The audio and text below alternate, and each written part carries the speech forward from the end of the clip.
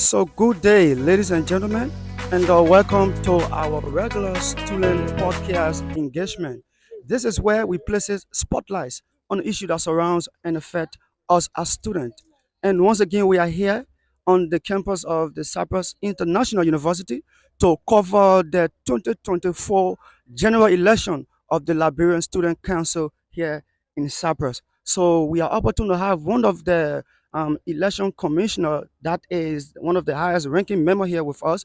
We are going to have a few questions for him. So we can just start off by asking for name, brother. What's your name? My name is Mishak Aaron Foyan, a student of Cyprus International University. I'm studying nursing at the bachelor level, and I'm also the co-chair on the board of commissioners for the Liberian Student Association election. Wow, too much portfolio for you alone. You are strong, man. So, you a member of the previous REC prior to this one? Yes, I was member of the previous IEC. I was the financial secretary on the previous IEC, and this IEC, I'm the co-chair. Okay, that's good. So, what's the difference? Have you noticed over the time? What's the difference where the previous government and this government? What can you look like? Maybe the previous government had over this government, or this government had over the previous government. What are some of those things that you've experienced? Uh, One of the major experiences that the past election we only had two presidential candidates contesting. But this election, we have three presidential candidates and we have a female contesting as well. And we also have few people contesting for the VPA position and the VPO position. So those are some of the things that happened in this election and did not happen in the past election. And this election, the budget is a bit huge than the past election. So those are some of the things. And we are having a huge turnout this election because the past election we had 26 person voting at Cyprus International University. But I can assure you for now, at the current state now, we have had more than 26 people voting now. Okay, So those are just few of the things that happened from the past election and this election. okay, that's an exponential increase. So, I mean, there's this rumors about the elections, the commissioners are involved with a lot of fraudulent activities. From your uncle as a member of the not international but independent election commissioners, what are some of those things that brought the public to this stage of accusing you guys of being involved with irregularities and fraudulence or activities? Always in an electoral process, there will always be people who, I don't know how to put it, but there will always be people who, some are afraid already. So they will always find issues to say there are irregularity in the election. We had the same issue the past election. At the end of the day, the same people who accuse the IEC of being of practicing irregular or mispractice, they came back to the same IEC or the same Liberian community to congratulate and applaud the IEC for that job well done. This election, we have our strict rules, and our rules were interpreted to the student body, and the student accepted the rules, and we move on with the rule. But people are saying that there are irregularity. But I, as a person, and the co-chair of the Independent Election Commission of the Student Association of Northern Cyprus, there is no irregularity in the electoral process. The electoral process has been free, fair, and it will be free, fair until the end. People are getting more involved into like Brain Student Association politics, maybe because the way things have been going. So they have decided to use their political right that they have to vote to put the rightful person that they feel might be able to deliver or serve them well. Well, from what I observed, like they have helped a lot of students, even though it might not be everyone that they have aided when it comes to problem and stuff like that. They have helped, especially when it comes to permit issues. If you're having issues with the police or the stuff, they're always there, even though they have not been there for everybody because some people when they're having these issues, they don't really bring it open it to the public. But Yeah, if you sure. bring your problem to the government, they are always willing to help you. That they have been there for students in those cases. Yeah. Thank you. I'm Ambassador Emmanuel D. Johnson. I'm a student of the Ralph Dentas University, a Liberian, and a member of the Liberian student community here in Northern Cyprus. And at the Ralph Dentas University, I'm also doing studying international relations. You've been into Northern Cyprus for a couple of years now, and I think this have been your second national election or something, right? So, like, I mean, how do you see the process, like, I mean, with the rise or growth of the electoral process in Northern Cyprus? Let me say thank you for that question. As we may be aware, or as a lot of people may be aware, or some of us may not be aware, but these things happen in election. As people goes to election, you find out people will have their dissatisfaction.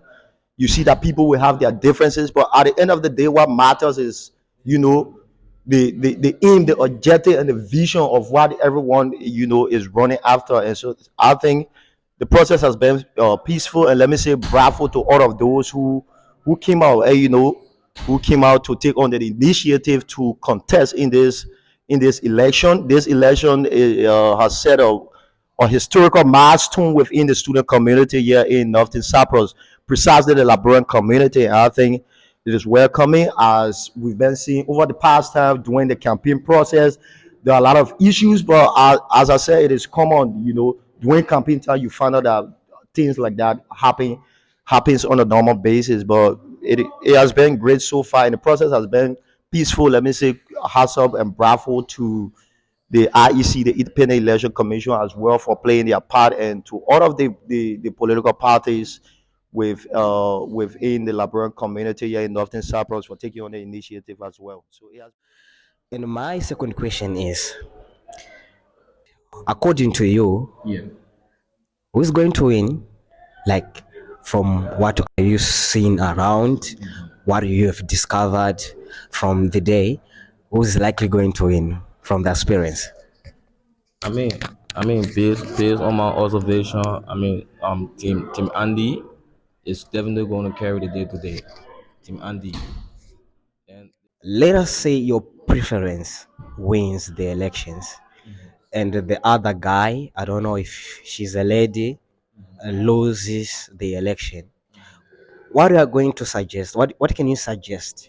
As a community, as maybe from where you preside?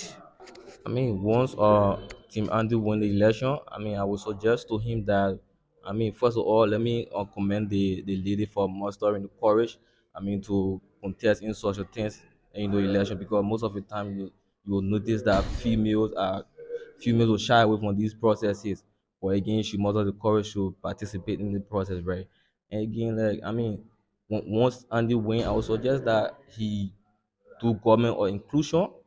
Because she has her own idea. That is why she decided to go through the process. So if only she lose the election, she cannot just sit on the fence, but incorporate her into the governance system, so at least she can be able to contribute to the governance of the growth and development, or the improvement of the Liberian Student Association as a female.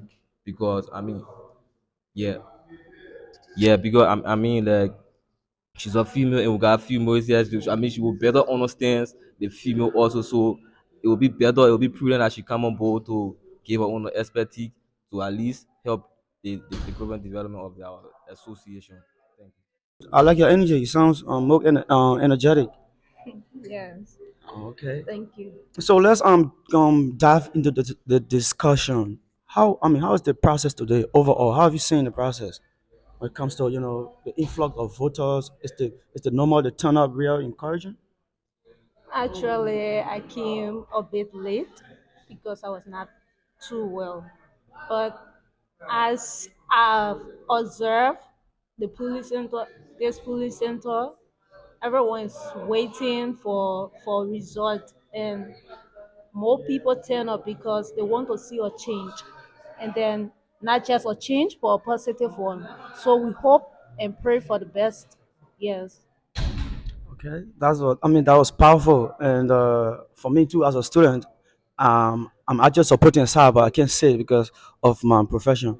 But I mean, in the end, the student body remains our common patrimony. So we should all wish, I know, that something better will come out of whatever leadership that is elected. And so this is going to lead me to my next question.